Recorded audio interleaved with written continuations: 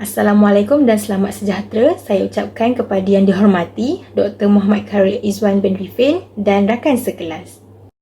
Saya, Nur Afiqah bersama ahli kumpulan saya, Siti Syafiqah, Amirah Sakinah, Nabila Husna dan Amirah Farisha akan membentangkan kertas kerja kami yang bertajuk Mahasiswa Beretika, Penentu Masa Hadapan. Seterusnya, sudah sedia maklum setiap individu mempunyai etika yang dipamerkan masing-masing tanpa mengira ianya positif maupun negatif, termasuklah golongan mahasiswa sendiri. Namun begitu, mengapakah mahasiswa beretika dikatakan penentu masa hadapan? Mahasiswa beretika merupakan penentu masa hadapan kerana mereka merupakan calon-calon pemimpin negara kita pada masa akan datang. Mahasiswa merupakan individu yang bakal membentuk pelbagai sektor dalam negara kita seperti sektor ekonomi, pertahanan dan pembangunan negara. Selain itu, penerapan etika yang baik dapat melahirkan individu yang peka akan menjaga hubungan silaturahim dengan kejiranan sekeliling mereka. Hal ini kerana etika yang baik dapat melahirkan sifat saling hormat menghormati dengan adat, budaya dan agama semua orang, terutama sekali bagi negara kita yang terdiri daripada rakyat yang pelbagai. Selain itu, etika yang baik adalah diperlukan bagi mahasiswa sebagai persediaan menempuhi fasa kehidupan baharu setelah tamatnya pengajian mereka. Misalnya, mahasiswa akan mula bekerja dan memasuki alam pekerjaan yang sangat mencabar. Selain itu, ramai antara mahasiswa juga akan membina keluarga dan bakal menjadi ketua keluarga. Bagi menempuhi fasa-fasa baharu ini, mahasiswa perlulah diterapkan dengan etika yang baik agar dapat melahirkan bakal pemimpin yang berkepribadian unggul dan berfikiran rasional dalam membuat setiap keputusan. Seterusnya, objektif kajian kami adalah untuk memberi pemahaman akan konsep etika dan mahasiswa beretika. Selain itu, mengenal pasti cara bagaimana etika seseorang mahasiswa boleh dibentuk dan faktor yang mempengaruhi pembentukan tersebut. Seterusnya, adalah bagi mengenal pasti kesan positif serta akibat etika mahasiswa terhadap diri, keluarga maupun negara. Faktor pembentukan etika seorang mahasiswa. Yang pertama, pengaruh keluarga. Ibu bapa merupakan orang yang pertama menunjukkan sepadan etika kepada anak-anak. Hal ini disebabkan pengaruh keluarga memainkan peranan yang besar dalam pembentukan etika. Sebagai contoh, sekiranya ibu bapa menunjukkan sikap yang terpuji, maka mahasiswa juga akan mencontohi serta mempunyai etika tersebut. Pendidikan mahasiswa juga turut dipengaruhi oleh pengaruh keluarga. Kejayaan mahasiswa dalam pelajaran adalah bergantung kepada semangat ibu bapa dalam pelajaran, latar belakang pendidikan, didikan mereka, keadaan kewangan keluarga serta keruntuhan rumah tangga. Galakan positif yang diberikan oleh ibu bapa juga dapat membantu mahasiswa dalam pembelajaran. Yang kedua, pengaruh rakan. Antara faktor lain yang mempengaruhi pembentukan etika mahasiswa ialah pengaruh rakan sebaya. Rakan sebaya boleh didefinisikan sebagai individu yang berpengaruh dalam menentukan tingkah laku kehidupan seharian seseorang.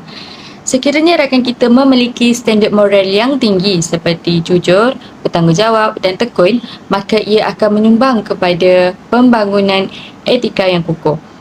Hal ini juga akan mendorong mahasiswa menjadi seseorang yang bertanggungjawab dalam melakukan tugasan yang diberikan. Oleh itu, pemilihan rakan yang mempunyai etika yang tinggi sangat penting kerana ia dapat mendorong mahasiswa tersebut ke arah pembentukan masa depan yang cerah. Yang terakhir, faktor persekitaran. Persekitaran yang baik akan mempengaruhi tingkah laku yang baik, manakala persekitaran yang buruk akan mempengaruhi tingkah laku yang buruk. Faktor persekitaran kelas juga boleh menyebabkan mahasiswa bermotivasi dengan sendirinya. Perkara ini disebabkan kondisi kelas yang selesa untuk belajar. Bagi mencapai kecemerlangan akademik yang berterusan, ia memerlukan tindakan serta kerjasama daripada semua pihak yang terlibat. Selain itu, suasana universiti yang kondusif serta dilengkapi dengan kemudahan pengajaran pembelajaran akan membantu perkembangan kognitif, efektif dan psikomotor pelajar.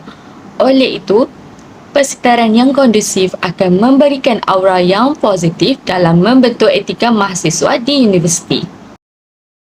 seterusnya saya akan terangkan tentang implikasi jika mahasiswa tidak beretika. So, yang pertama sekali adalah gejala sosial di negara akan meningkat. So, apa yang kita tahu tentang gejala sosial ni? Ia adalah salah satu jenayah yang melibatkan etika dan moral seseorang. Perbuatan ini merupakan satu sifat yang negatif yang dipandang serong oleh masyarakat sekeliling kita. Tak kisah dekat negara mana sekalipun, gejala sosial ini tetap akan menjadi kes yang paling tertinggi di sesebuah negara. So, mengapa perkara sebegini sering berlaku, lagi-lagi dalam negara kita sendiri? So, salah satu punca utamanya adalah nilai etika dan moral dalam setiap diri mahasiswa tidak lagi dicorakkan dalam kehidupan seharian mereka. Contohnya, mereka akan mudah untuk bergaulan bebas, mereka mungkin suka mencuri ataupun merompak, dan juga jangan terkejut, ada juga kes mahasiswa yang suka membuli ataupun kes ini dipanggil sebagai gangsterisme. So, kes-kes seperti ini sangat-sangatlah popular di negara kita. Sebagai bukti, seperti kes buli yang popular pada tahun lepas. Saya yakin semua pasti tahu tentang kes kematian Zulfarhan. Kes ini adalah salah satu kes jenayah yang melibatkan penderaan fizikal. Bukan saja didera, malah beliau juga ditakdirkan meninggal dunia disebabkan kecederaan yang teruk. So, perkara ini tak sepatutnya berlakulah di negara kita kerana ia boleh merosakkan imej nama baik negara dan universiti itu sendiri. So, implikasi yang seterusnya adalah boleh menyebabkan seseorang individu itu mempunyai gangguan psikologi. So, apa itu gangguan psikologi? Gangguan psikologi ni ia boleh berlaku apabila seseorang itu tidak dapat mengawal emosi atau tekanan stres yang dihadapi. Masalah ni mungkin terjadi disebabkan ada segelintir mahasiswa yang tiada etika yang baik dalam diri mereka yang memberikan komen-komen yang negatif menerusi media sosial seseorang. Gangguan psikologi ni perlu dibendung dan ditapis di negara kita supaya mental atau emosi individu tersebut tidak terjejas. Jika perkara ini dapat dibendung, negara kita pasti dapat lebih membangun dengan lebih maju. So, akhir sekali, implikasi yang ketiga adalah tiada nilai kedisiplinan dalam diri mahasiswa. Contohnya yang sering berlaku oleh mahasiswa sekarang ni adalah tiada rasa tanggungjawab dan tidak patuh dalam membuat sesuatu perkara. Contohnya seperti membuat tugasan assignment. Bagaimana kita sebagai mahasiswa ingin menyumbang kejayaan terhadap negara kita sekiranya masih terdapat segelintir yang masih tidak mengambil serius tentang integriti dalam kehidupan mereka. Negara kita memerlukan lebih ramai lagi mahasiswa yang boleh mentadbir negara dengan baik, mereka yang berintegriti, mempunyai sifat pemimpin yang jujur, ikhlas dan yang paling utama sekali ialah mempunyai etika dan akhlak yang baik.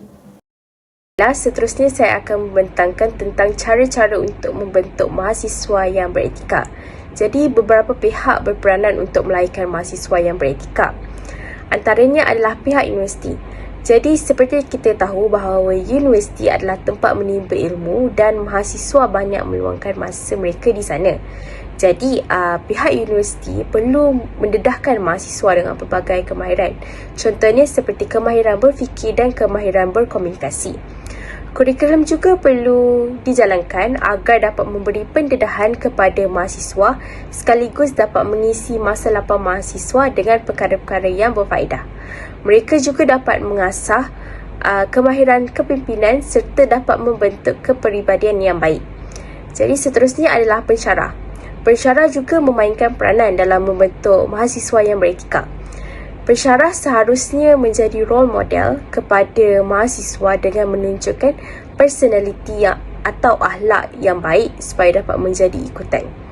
Jadi pensyarah juga seharusnya sentiasa memantau mahasiswa tentang masalah akademik yang dihadapi serta menasihati mereka untuk tidak terjerumus dengan perkara yang tidak baik.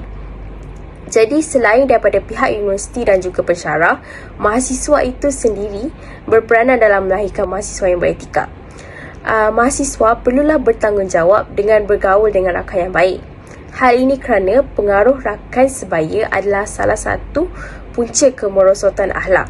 Dengan berkawan dengan rakan yang baik, secara tidak langsung kita akan dapat memupuk nilai murni yang baik dalam diri kita. Jadi akhir sekali adalah peranan keluarga dan masyarakat. Seharusnya ibu bapa perlulah mendidik anak-anak mereka sejak kecil lagi dengan memupuk nilai murni dalam diri mereka. Ibu bapa juga perlu mengetahui dengan siapa anak mereka berkawan. Hal ini amatlah penting agar mereka tidak terjebak dengan budaya negatif. Masyarakat juga boleh mengambil inisiatif dengan menjalankan program atau ceramah yang dapat membantu memupuk nilai murni dalam kalangan mahasiswa. Jadi itu sahaja dari saya. Seterusnya, apabila mahasiswa berjaya mempraktikkan etika dalam kehidupan seharian mereka, sudah tentu ianya akan meninggalkan kesan yang baik sama ada terhadap diri, masyarakat maupun negara. Mahasiswa yang sentiasa mempraktikkan etika, mereka tahu bahawa tiada faedahnya untuk membuang masa dengan berkelakuan tidak baik. Mereka bahkan akan menggunakan waktu yang ada untuk terus berusaha memperbaiki diri sendiri. Dengan cara ini, lama-kelamaan, ianya mampu mengubah mereka menjadi versi yang lebih baik dan dengan kualiti yang ada dalam diri mereka, mereka seterusnya mampu memberi manfaat kepada orang sekeliling. Seperti hadis Rasulullah, sebaik-baik manusia ialah manusia yang dapat memberi manfaat kepada orang lain. Yang terakhir, melalui penerapan etika dalam diri mahasiswa, ianya akan melahirkan bakal pemimpin yang mampu mentadbir negara dengan berintegriti. Mahasiswa pada hari ini, mereka inilah yang satu hari nanti akan menyambung legasi pentadbiran negara kita. Akan tetapi, pada saat ini, jika kita perhatikan, kepimpinan dan isu etika seperti rasuah dan salah guna kuasa sepertinya tidak dapat dipisahkan lagi. Sedangkan etika dan moral profesional inilah merupakan asas dalam pembinaan integriti, iaitu ketelusan daripada segala bentuk penyelewengan. Justeru, masa depan negara amat bergantung kepada sikap mahasiswa pada hari ini. Mahasiswa yang memegang nilai etika, mereka tahu membezakan yang mana baik dan yang mana sebaliknya. Hasilnya, dengan sikap ini, kemungkinan isu berkenaan etika tidak lagi menjadi isu hangat apabila golongan muda mula menggantikan tampuk kepimpinan negara pada masa akan datang. Akhir sekali, apa yang dapat kami simpulkan daripada kajian kami ini adalah terdapat pelbagai faktor yang boleh mempengaruhi etika seseorang. Etika boleh dipengaruhi oleh pelbagai pihak seperti keluarga, rakan sebaya serta keadaan sekeliling. Seterusnya, berdasarkan penerangan sebelum ini terdapat banyak cara yang boleh diambil untuk membentuk etika yang baik dalam diri seseorang.